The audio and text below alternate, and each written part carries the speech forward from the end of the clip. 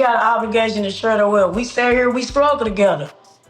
Took baths and bottles of water, rest, roaches, all that. Yeah, she obligated. Is them friends obligated? She doing everything for them. So yeah, I feel like I'm obligated. Let's say she has $2 million. How much of that does she owe to you and the rest of the family of that $2 million? She can get all of it like $2,500 a piece. How much? $2,500 flick. It's Focus Connect back in the building.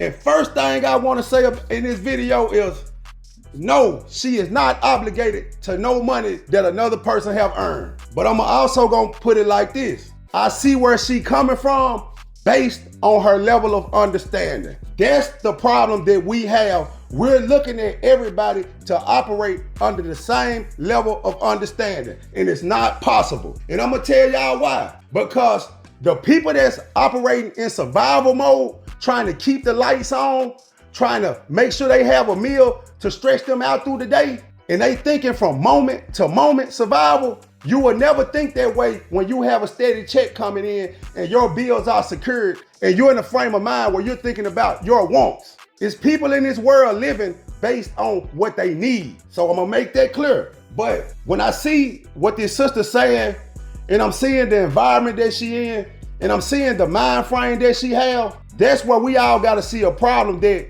our children should never feel this way. See, when I hear her saying she almost ate a roach, when I heard her saying they slept on air mattresses and never had beds, I think about how blessed my children are, how blessed I was when I was raised. And the people in my family that didn't have much, my cousins still was able to sleep in a real bed, whether fancy or not, whether they had the rails in the mattresses, it was a bed. So I see where the sister coming from because she's coming from an emotional place. But I feel like once you become into adulthood, you gotta put your emotions to the side, because now you shouldn't have to live in those conditions because it's something you can actually do about it. And instead of us looking at the golden goose of the family, the person with the money, the person who we think got it all figured out, we don't know their bills. Glorilla nails and hair don't cost the same thing that it used to cost in the hood. See, all expenses have raised.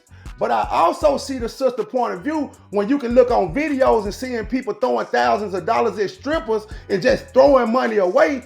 When I'm sitting back at home in a place of need and you didn't automatically think about me, I get it. But I never agree with a person getting on the internet and spreading business to the world that should stay in-house. Because even if my family member never gave me money for the rest of my life, that'll be just something I talk about with the family. I'll never bring that to the internet. Wouldn't even probably tell my closest friend.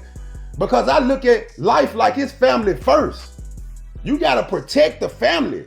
See, everything else is an add-on. But then a lot of times in life, while she's speaking about Glorilla doing this and that for her friends, sometimes it's not the family you born with, it's the family you create, because you'll meet a person that'll have way more loyalty to you than a lot of family members ever have.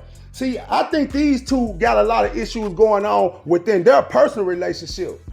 Because I don't feel like nobody should look at their sibling or looking at anybody in their family based on what they have gained financially. I'm dealing with you based on the fact that I really know you. So if you lose yourself and you let your mind make you think that you're better than everybody because you got money, then I'm not rocking with you.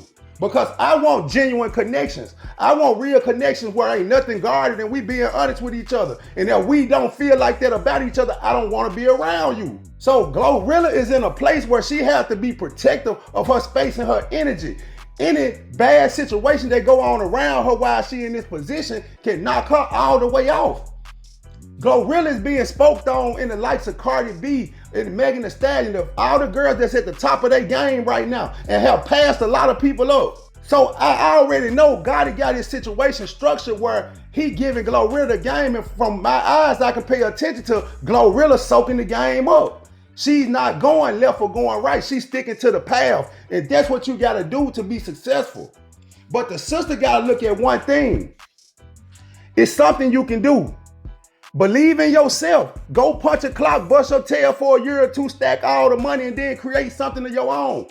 Get you some studio time. Create you a YouTube channel. Use your personality to get you where you going, because you don't have to step on another person to get where you trying to go. But like I say, I see it from both sides because I understand being in a position of necessity. When y'all see all these people doing carjacking, snatching purses, on the street doing robberies, getting all these time for these different crimes, these people are in survival mode.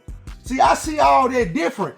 I think about what kind of state of mind a person have to be in who's so brazen to take a person's life just because they trying to get a bag. How could you sit back and not do nothing at all to the point where you willing to get on TMZ and speak about all y'all family business stuff that people would be ashamed to say? When you get to the understanding that it's all on me, you will go hard. But a lot of people feel like they gotta have that crutch.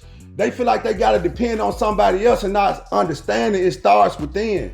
And then I'm seeing Tory Lanez. If this true, Glorilla's sister said Tory Lanez sent $2,500. And my first thought in my mind, I'm wondering why Tory Lanez getting involved in these people's family business. What is this to him?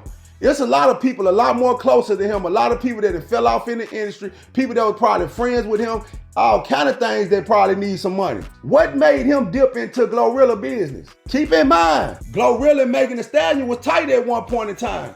And it looked like they taking the same path as far as the game they running, because both of them got basketball players. See, they ain't selling themselves cheap. When I see people like Tory Lanez, you never know what went on behind the scenes. We don't know everything. We just know what they give us. And sometimes I just dig a little bit deeper, because I look at the situation with Jay-Z and Roc Nation backing Megan Thee Stallion in that situation against Tory Lanez.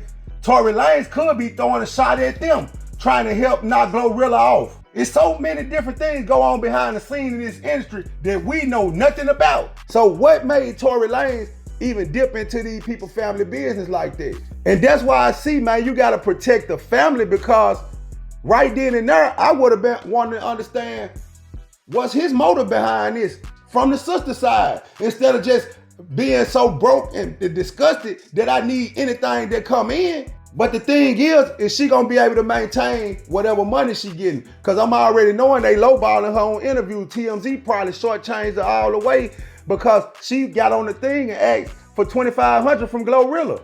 $25,000 for 10 people. That's basically what she asked for. So you know how bad the struggle is. But that's why I say, man, we all gotta search within. I done seen crackheads go from nothing to a lot, then past everybody when they stopped smoking their dope.